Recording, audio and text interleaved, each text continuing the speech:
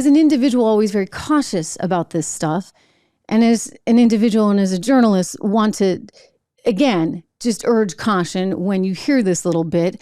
I would encourage you actually to listen to the entire thing and make your own judgment here about a gentleman by the name of Larry Sinclair. So I'm going to show you a little excerpt from Tucker's interview with Larry Sinclair. So this guy came out years ago when Obama was running and basically said that he had had an intimate relationship with Barack Obama and that they had done some illicit substances, specifically cocaine, together.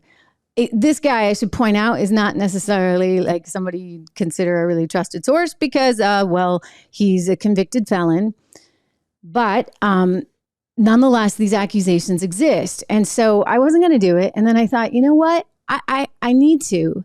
And I need to because the other side would do this on Trump. And it's, not that two wrongs make a right, but this is the world in which we live. Again, I encourage you to make your own assessment about this. And I'm just going to play a short clip of it here. But think about why it is that this story was squelched and all the stuff on Trump, including the dossier, which was fake, was not. Watch. I start putting a line on a CD tray to snort. And you're in the limo? Yep. Driving or parked? No, the driver's driving. Yep.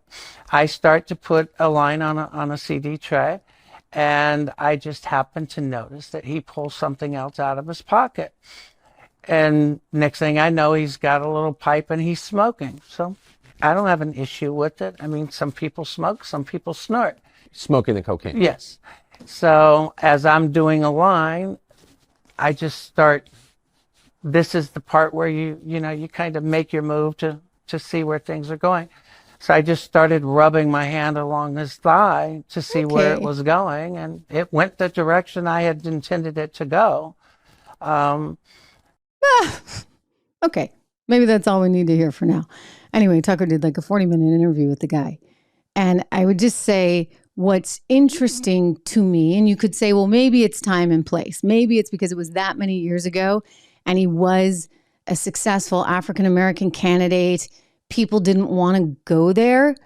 It's possible. But look where they went with Trump. The gory, awful details of that dossier, which were all fake and were being reported as true. I mean, I remember John Brennan, former Mr. CIA guy who's out there like saying that he's got this on very good sourcing. I mean, they made the whole thing up.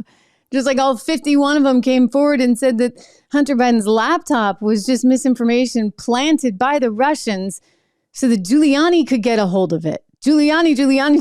It's all Giuliani's fault. I mean, I just think if nothing else, I leave you with this. Think about the difference between how a Democrat candidate gets taken care of and how a Republican candidate is torn to shreds. I mean, they'll make up stuff, right? On the Republican side. I have no idea what to really do with that information. And that's why I don't love bringing you stuff that's very hearsay. But the point being, it brings up a bigger, broader conversation. And that's why I thought it was relevant to look at. That bigger, broader conversation is they are so determined to take one guy down that they will throw out any and all standards. And that's wrong. We have to have standards as a nation.